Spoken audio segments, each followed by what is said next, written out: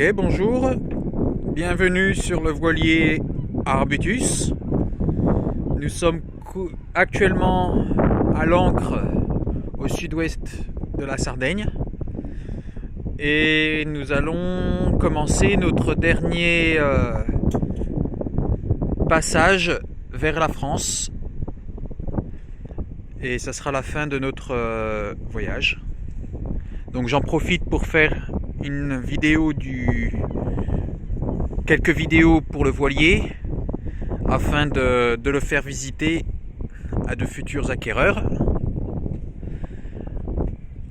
Alors voilà, donc là je suis positionné à l'arrière du bateau où en fait nous avons la barre franche de secours qui est toujours à poste car on l'utilise pour y connecter le régulateur d'allure. Lorsque les conditions sont un peu fortes, on utilise le régulateur d'allure qui est plus fort que notre pilote automatique. Donc ici il y a les poulies, hein. Il n'y a qu'à connecter, il faut connecter ça à l'autre côté et ensuite je le connecte là-dessous. Voilà, donc le régulateur d'allure. À l'arrière du bateau, on a une toute petite plateforme qui est en fait très peu accessible maintenant qu'on a mis le régulateur d'allure. Un coffre où je crois il y a environ 15 mètres de chaîne. Et puis une encre, l'encre de miséricorde, l'encre secondaire qu'on utilise très rarement en fait. Voilà, la survie, il va falloir la faire mettre en service hein, parce que je crois que là elle a besoin d'être révisée depuis avril 2020. Donc là comme on arrive sur la fin de notre voyage, et c'est très bien comme ça.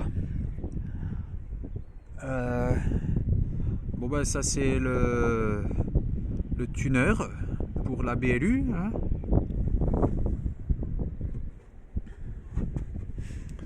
Voilà le hors-bord qui est un 5,8 horsepower et là je crois on a environ 320 watts. Excuse-moi. 320 watts de panneaux solaires qui sont largement suffisants pour faire tourner le grille-pain, l'ordinateur en continu et puis aussi en tant qu'informaticien j'avais assez d'énergie pour alimenter mon ordinateur assez gourmand à plein temps pendant des jours parce que je continue de travailler. Donc voilà, ici ça c'est le cockpit avec le tech qui a été refait lorsqu'on était en Colombie en 2015 et ça n'a pas bougé. Voilà, et la capote. Et oui, cet endroit là où on est super bien protégé quand il pleut, quand on fait du prêt, on reste en t-shirt. C'est absolument incroyable le confort que cette capote nous a apporté, que nous avons conçu nous-mêmes avec l'aide de mon cousin artisan tapissier qui avait tout le matériel et les outils nécessaires pour pouvoir faire ça. Les tubes, c'est du 30 mm en inox, donc c'est un peu plus solide, avec des pieds de renfort qui font que la structure est extrêmement solide. Et les plexiglas, le Strataglass, là, ça a été changé en 2010 2019. C'est pour ça qu'ils sont tellement transparents là. 2019, octobre 2019. Et on a fait tout recoudre parce que après environ 5 ans, les coutures, le fil se désintégrait à cause des UV de Nouvelle-Zélande qui étaient très agressifs. Donc il a fallu faire recoudre toute la capote. Et là, cette fois-ci, on a utilisé un fil en téflon à vie. Donc là, ce qui va se détruire, ce ne sera pas le fil, mais le Sunbrella. J'imagine, dans 5 ans, peut-être 10, faudra refaire. Faudra tout refaire, hein, j'imagine. Mais bon, là, pour le moment, ça bouge pas. Voilà le pont. Donc à l'arrière, oui, effectivement, il y a une bulle qui permet de regarder ce qui se passe dehors sans sortir du bateau. Le pont a été repeint. On a repeint le pont lorsqu'on était en Malaisie en octobre 2019. Donc là, il est tout simplement impeccable.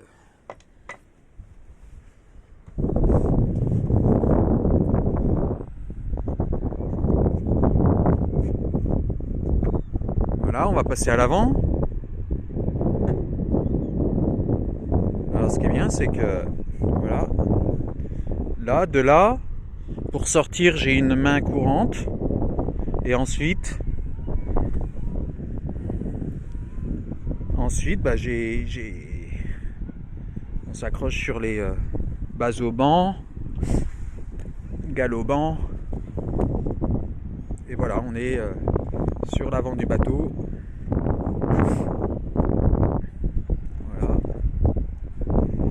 Le poste de mouillage de la chaîne qui a été changée en 2018, avril 2018, chaîne de 10. Et une encre quasiment neuve, une encre en aluminium Fortress qui est absolument fantastique.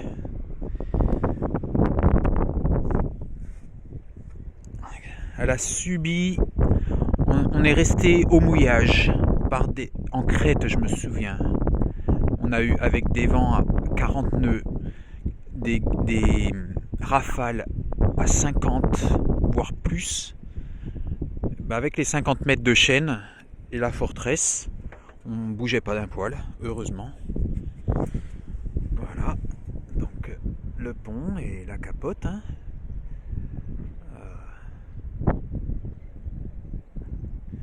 Le guindeau manuel, c'est l'exercice du matin.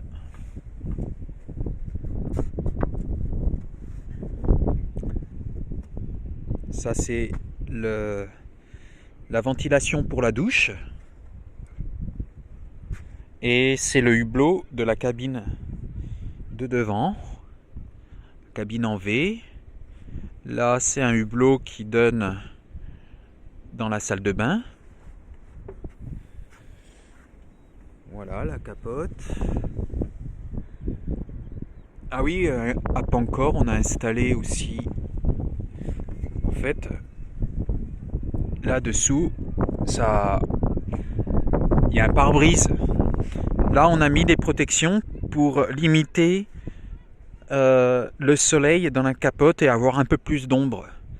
Mais lorsque le soleil n'est pas très agressif, on enlève ces pare-soleil. Et après, on a une capote où on se sent comme à l'extérieur tout en étant protégé du vent et des vagues. Voilà le haubanage du 8, du 10. L'ancien propriétaire, ça a été installé en 2011 et l'ancien propriétaire a changé les haubans avec une taille supérieure par rapport à ce qu'il y avait à l'origine.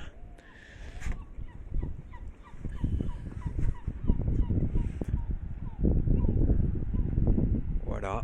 En fait, ce voilier... Ah oui, les e-bags qui a été refait en 2019, octobre. Les voiles, le génois et la grand voile, refait neuve de 2018 en avril. Mais bon, tout ça, toutes ces informations que je donne, elles sont notées quelque part sur un site internet qui me permet de tenir à jour la maintenance du voilier. Et c'est quelque chose que je partage et que je transmettrai aux nouveaux propriétaires. Et voilà. Ah oui, ça, ici. Ça, ah oui, il y a deux tangons. Deux tangons. Parce qu'il y a un étai largable. Un étai largable ici. Que l'on met tout à l'avant. Juste au pied de l'enrouleur. Et on endraille une voile, un génois ou un phoque. Alors, en fonction des conditions, quand on veut faire du près avec un vent fort au-dessus de 20 nœuds, il est conseillé d'endrailler et de mettre une voile sur l'étai largable. On améliore ainsi le près et aussi le confort. Moins de gîtes, on est plus rapide et on est plus performant au près avec une voile endraillée.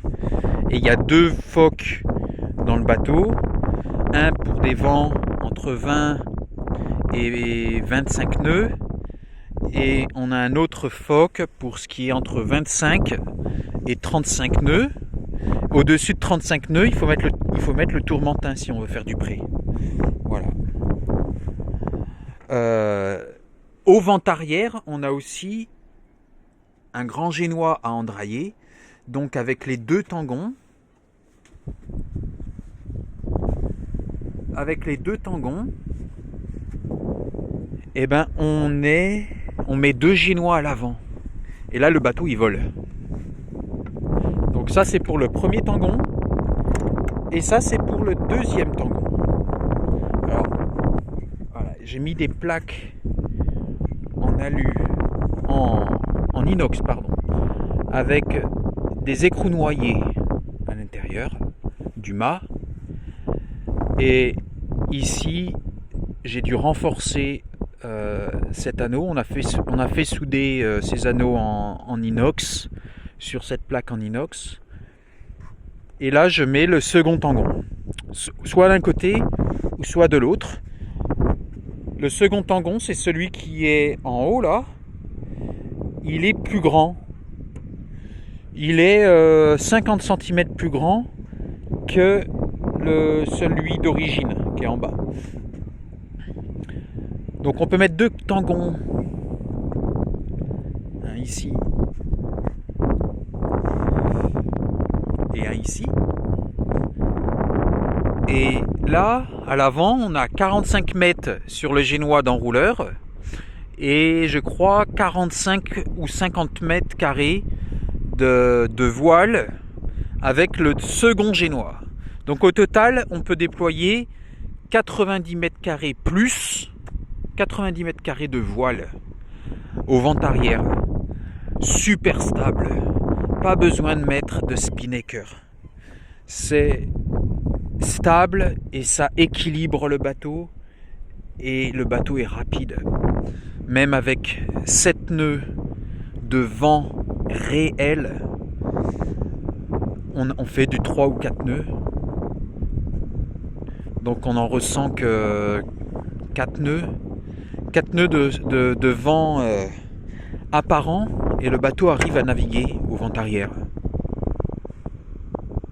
Et on peut dormir avec. On peut le laisser la nuit. Voilà. Donc ça c'est pour les deux tangons. Alors oui, les deux tangons pour... je mets deux albas. Ouais, deux retenues en fait. Une de chaque côté là. Donc c'est celle-ci et celle-ci, plus un hal haut qui est là. Donc c'est pareil de l'autre côté, il y a un hall haut et puis deux retenues. Alors ça c'est deux retenues pour chaque côté du tangon. Et aussi on a une retenue de baume. La retenue de baume ici, pareil de l'autre côté, pour la grand voile.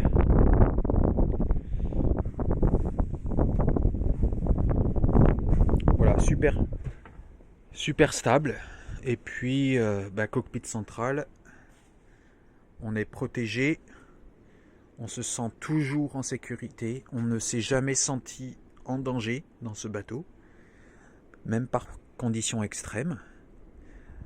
Probablement parce qu'il y a cette capote qui nous protège, et puis le cockpit est assez profond et centré au niveau du bateau. Centré, voilà, donc je ferai une autre vidéo pour l'intérieur. Voilà. Donc là je crois que ça c'est l'antenne antenne VHF, antenne AIS, antenne Wi-Fi, antenne BLU, le radar à l'arrière. Et c'est à peu près tout pour le pont. On n'a que un self-tailing. Les autres ne sont pas self-tailing. Et ça c'est quelque chose j'aurais voulu pouvoir changer. Mais ça coûte cher. Et on a toujours, on a fait le tour avec. Ils fonctionnent tous très bien. Et voilà.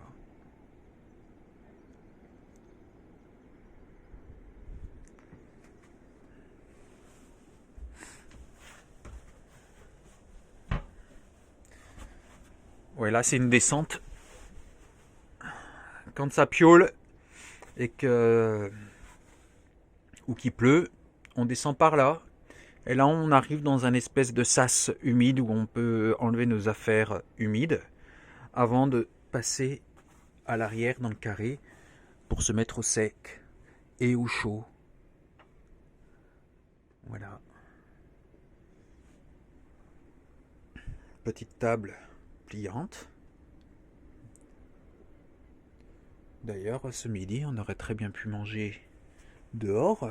Je ne sais pas pourquoi on s'est mis à l'intérieur. Ça, c'est la pompe hydraulique pour relever la quille. Donc c'est manuel aussi.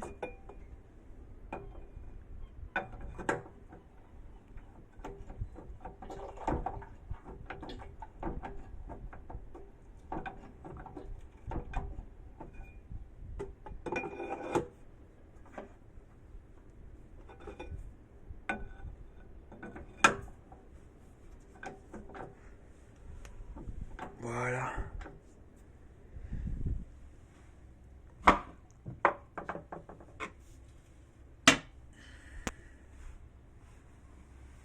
La quille avec le vérin hydraulique tout neuf de... Alors, on voit peut-être pas très bien. Là, c'est du tissu imbibé d'huile de graisse pour éviter que la rouille s'installe sur les connecteurs. Et ça, c'est le corps du vérin, la tige de vérin connectée à la quille afin de remonter la quille et accéder à des mouillages en eau peu profonde. Le vérin est de 2018. La pompe est de 2018. Voilà.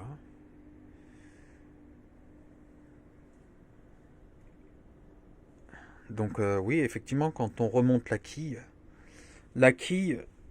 quand elle est complètement remontée, elle ressort et le bateau a un fond plat, donc est très peu manœuvrable, mais ça permet de s'échouer sur le sable, comme ça nous est arrivé dans la manche. Mais généralement, on remonte la quille jusqu'à fleur pour pas que ça ressorte. Et quand la quille elle est remontée au maximum sans qu'elle ressorte, il n'y a que 1,40 m de tirant d'eau. Complètement descendu, c'est 2,20 m.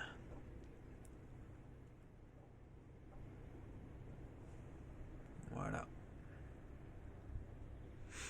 Bon, je ferai une deuxième vidéo pour l'intérieur.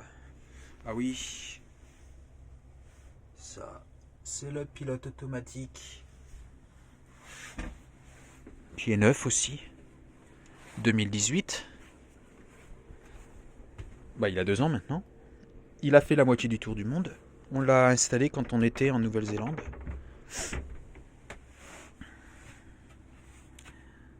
C'est fait aux États-Unis et c'est extrêmement solide. Bon, j'ai quand même dû renforcer cet angle. Il n'y avait pas d'angle. Et c'est solide. Et ça gère le bateau grâce à un compas à l'intérieur Fluxgate. Ce n'est pas connecté au GPS. C'est de l'électronique très simple et très fiable. Il n'y a pas de... Bon, faut aller voir le site. C'est fait pour durer, c'est fait pour l'immersion aussi. Et ouais, bah, il nous a fallu du temps cependant pour le rendre performant et capable de gérer Arbutus. Ça arrive que dans certaines conditions, on soit obligé de remonter le safran pour réduire la pression sur le safran quand les vagues arrivent de 3/4 à l'arrière. Si on ne fait pas ça, la pression est tellement importante sur le safran que ça fait déraper la courroie sur le pilote automatique. Donc la solution, en fait, c'est de remonter légèrement, de remonter petit à petit le safran jusqu'au moment où ça arrête de déraper. Voilà, bon, on pourra encore en dire beaucoup, mais là, la vidéo, elle commence à être un peu longue. Voilà. Allez, à plus.